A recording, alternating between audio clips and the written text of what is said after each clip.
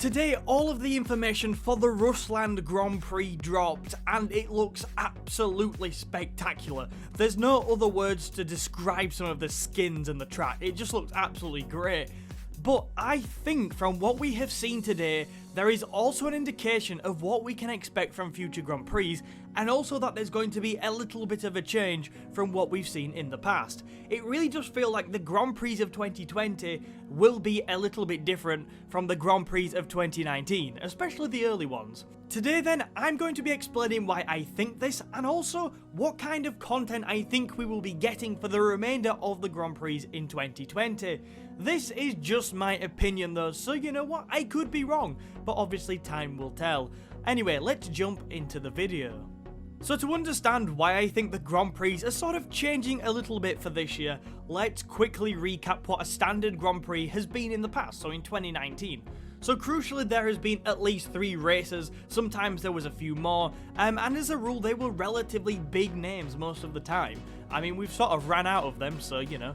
There was also a brand new track and plenty of customizables, for example like skins and stickers and all that good stuff. I'm pretty sure you know what we've had in the past. Now, to be fair, we have got pretty much all of that in this Grand Prix, a new character, a new track, incredible kart, and some of the best skins I think we've ever had in the game, but there is stuff different this time around. The first difference is, as of right now, as of the Wednesday night when all this stuff was dropped, it looks almost certain that Megamix is going to be the only character addition to this Grand Prix, so we're not getting the usual 3 this time around. Well, right now it doesn't look like we are. He does look pretty damn insane though, to be fair.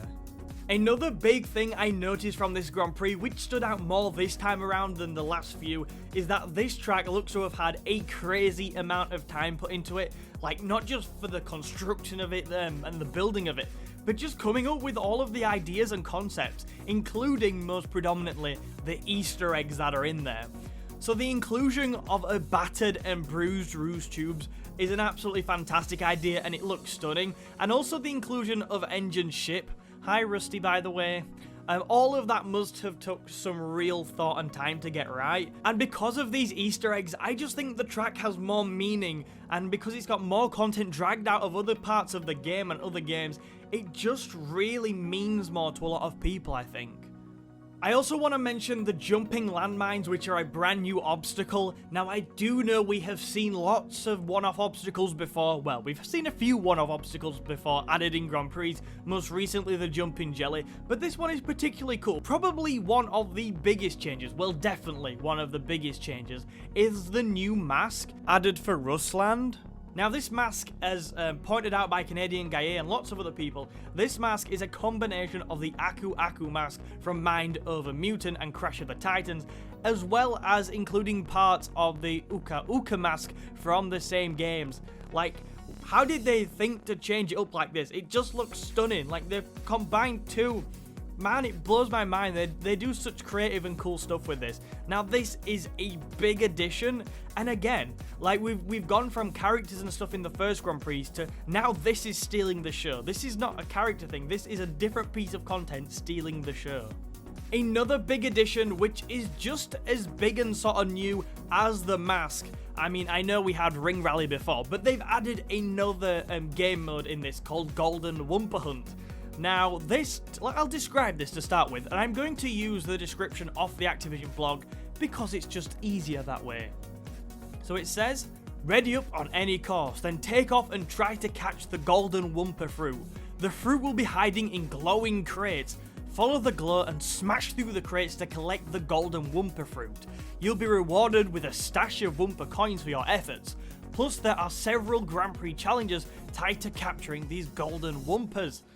And that's pretty much the description of the new game mode. But obviously them introducing a new game mode, which looks pretty cool, is a massive thing in itself, and I think we're going to start to see a little bit more of this.